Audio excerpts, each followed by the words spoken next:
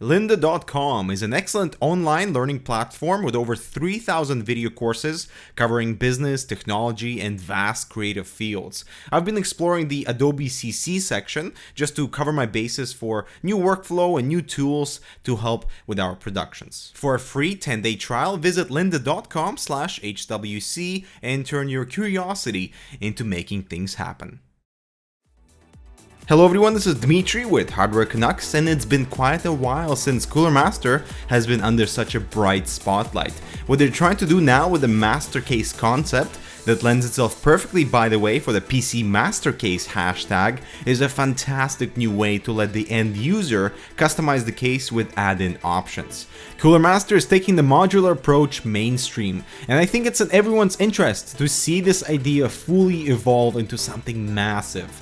This is the MasterCase 5, priced at $109, and it is vital for the interior layout and modular elements to make this case competitive, as the Define S from Fractal Design, the Enthoo Pro M from Fantex, and even the S340 from NZXT sort of dominate the mid-tower sub $100 option, and so let's see what makes the MasterCase 5 so unique in the marketplace.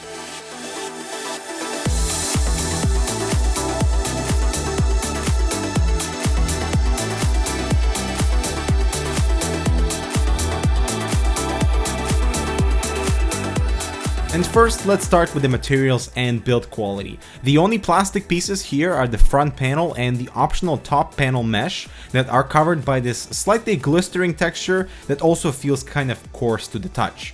You will notice these handles at the top are also covered in plastic, but the metal handles underneath are attached to the frame itself. Feels really solid. And I gotta say that I've missed the ability to easily carry a case, and I really like this approach that fits in well with the design. The I/O is at the top with audio jacks, dual USB 3 ports that are dark, not blue, a reset button, activity LED, and an illuminated power button. The front filter is removable, but I was hoping for a denser mesh than that. But this way it lends itself nicely for interior illumination, something that I've taken advantage of with a few magnetic LED strips. And for front airflow, a 140mm fan is included, and you can add a second 140 or 120mm fan there. And for those not interested in a dual 5¼ drive bay above, you can remove that and can install this bracket at the top that would grant you triple 120 or 140mm fan support at the front. Taking a quick look at the back, we find 7 PCI slots with one safeguard at the bottom that would let you pass one of the peripheral cables through there, so there's no way to take that peripheral unless you remove the PCI slot. Could be handy for LAN events. A second 140mm fan is included for exhaust, with flexible mounting strips to maneuver the fan based on top cooling configuration, and the MasterCase 5 is elevated with awesome case feet that are stable and slightly rubberized that allows the power supply to breathe and access to that removable power supply dust filter. And by this point, I was questioning the uniqueness factor of the MasterCase 5 until I checked out the side panels. So first, the thumb screws stay with the panel, and I've said this many times before that I want this to become the standard for all side panels so you don't misplace them. Second, the panel does not sit on some annoying hinge that's difficult to remove. Instead, it slides back and opens a little and stays this way until lifted off. Not only does this make the panel attachment hassle-free, but it eliminates any chance of it falling off during the removal process. It seems like a minor improvement, but it is by far one of the best side panel designs on the case. Moving to the top, on this stock configuration, we get dual 140 and 120mm mounts that are centered, which means internal radiator clearance without the radiator bracket is non-existent, because the height of the case would not allow a top radiator to be installed inside the stock MasterCase 5.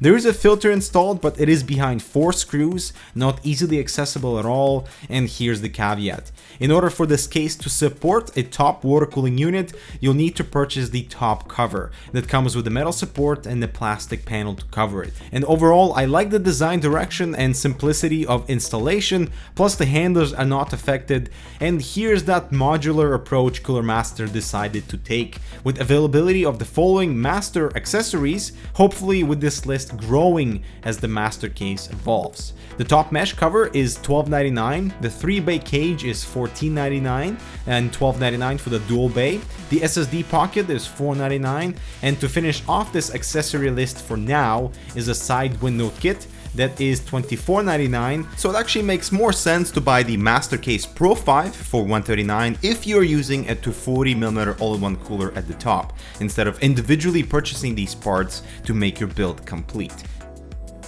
The MasterCase 5 has a solid panel, but I really love what they've done with the window that is revealing. The panel is still sturdy, but notice the tinted portion for the basement. It's just tiny bit see-through. It could be a cool way to inscribe something into it and light it from behind. Plus, it is removable to turn it into a full clear side panel, and for my build, I actually kept it to hide the bottom chamber. And so finally, let's get inside. The immediate reaction is I love the layout. 2 main chambers, open and non-restrictive front intake, 3 excellent rubber grommets on the side of the motherboard with 2 cutouts above, and the bottom chamber that makes cable work so much easier. The floor of the main chamber has a couple of rubber grommets to pass your cables or tubing through, and beside are dual SSD pockets, as Cooler Master calls them, and these are actually versatile in how you use them. The intent here is to stash the SSD so no branding is visible, but if you really wanted to, you could populate each pocket with 2 drives like I've done here. This way you get extra storage options, plus you get to show off one of your drives. And if clearance allows, because the SSD on the top takes up the bottom PCI slot, you could just leave it like this for showcase. And these brackets can be moved behind the motherboard, where the SSD has to be inside the pocket. For the main hard drive cage, the drive caddies are plastic and flexible enough, and here using thumb screws to remove the cage and reposition it anywhere along the height of the front of the case using these circular mounting joints. The execution of this modular system is excellent, as you can almost fine-tune the position of a drive cage for least interference with the airflow. And in the event of a front radiator mount, you can offset the 2-bay drive cage closer to the power supply in the bottom chamber, opening up this clearance for a radiator to fit with fans on the other side of the frame. And here's what the case might look like if you prioritize on storage. We have 29 centimeters or 11.5 inches for the GPU until you hit the drive cage, and I would say it's fine for a mid tower. And taking a look behind the motherboard, what do we see? Velcro straps for cable management, which are nice, but there are no staple cable tie hoops, which limits your routing options for all the cables. And while the basement is hidden by the tint anyway, I would have liked to see some type of shroud to fit in front of the power supply, just to make your job easier and for that basement to look cleaner. And so the assembly process was a breeze. I like the inclusion of this motherboard standoff tool, and while piecing the system together, I really enjoyed that removable top frame, so I could pass the 8-pin CPU cable and the rest of the fan cables behind the radiator no problem. And here it is, the MasterCase Pro 5 is complete. I've added some magnetic LED strips. You know, I really like the roomy interior despite the mid-tower form factor. There are no cutouts directly underneath the micro ATX board, but cabling still looks clean. And my main point of discontent is the centered top radiator mount, leaving you zero flexibility for mounting thick and wide radiators. As I said earlier, cable management is fine, but with no extra spots to secure cables on that entire tray. And at the end of the day, I was happy with the entire process and the potential of where this modular design could go, because right now, let's face it, it's still extremely limited for what it is. I mean, the optional side panels and the drive cages have been around for ages, and the top mesh to support the radiator is unique, but we'll need to see many more modular panels for the MasterCase to fully satisfy the slogan of "Make it yours."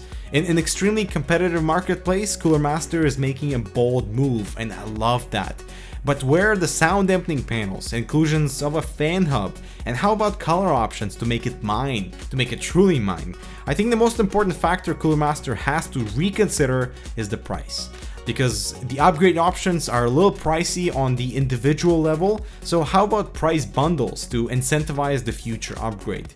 Also, only dual fan support at the top is limiting, so there's that lost water cooling potential. And so first, what do you think of this modular concept of starting with the bare bones frame and finalizing it based on your needs? And second, how do you like what Cooler Master has done here with the upgrade options on the MasterCase 5 itself? Leave your thoughts in the comments below, make sure to subscribe because we'll make sure to update you on when new parts become available. Thank you so much for watching, and we'll see you in the next one.